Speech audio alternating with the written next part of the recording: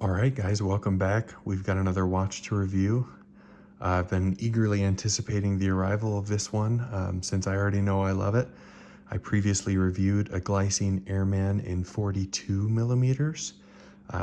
After wearing that one for a while, just decided it wasn't quite big enough. It didn't carry enough wrist presence for what I was looking for. So I sold that in my purge earlier this year.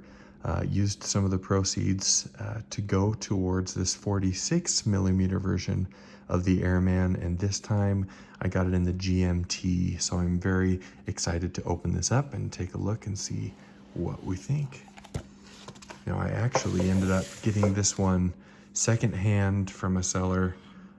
He still had all the papers, and his advertisement was that he had only worn it 5 times and it had never left the house. So looking forward to opening that up, seeing the condition. Hopefully it's almost as good as new, but I ended up getting a pretty good deal, relatively speaking. So I'm very pleased with that to get started.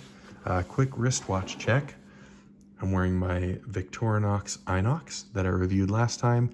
Ticking away, beautiful, I love it. I've been nothing short of pleased with this watch. All right, so let's go ahead and open this bad boy up. Okay, got some packaging here. And take a look at that. That is what I'm talking about. Much bigger, noticeable even without that 42 millimeter next to it to kind of compare. This is exactly what I was hoping for. If you've seen my other video, if not, go back and watch it. Obviously, I got a different colorway that time and no GMT. This time, I went for the black. I'd say to mix it up, which is odd because just got the black Inox, but it was a little bit different and ended up just finding the better deal on this color is the truth of what happened. Plus, if you look, it had that older Glycine logo on there. I think they may have actually gone back to this, so whether it's old or new, I can't really speak to it well, but they've got that crown instead of the winged looking Breitling impersonator, if you ask me. This thing looks incredible in person. I am so pleased with this. As with my other one, this leather feels pretty good. A little bit more stiff than that 42 millimeter version that obviously had that brown tan leather as opposed to this black, but this looks really good. Looks to be working just fine. Happy about that. Now that movement is a little bit different. I'm assuming that's because this is the GMT version instead.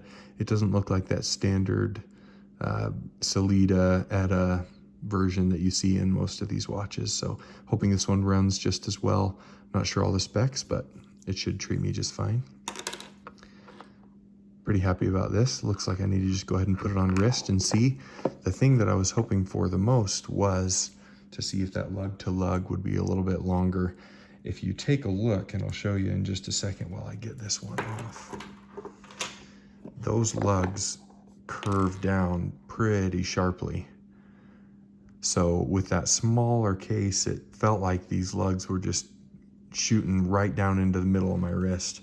I'm assuming this one will be a little bit better. Here's to hoping. Oh, I can already tell that that's going to be a lot better fit for me. Let me strap it all the way on and see how she feels. Yeah, and even as I put this on, this leather strap feels great. And obviously, for a big-wristed guy to have this many extra loops, that's good news for me in case I need the flexibility in these summer months. Look at that. That is wearing exactly how I wanted it, that other one to be. This is a huge win. Again, Glycine Airman GMT. I'll look forward to getting used to that function too, and this looks like it's going to be another real winner.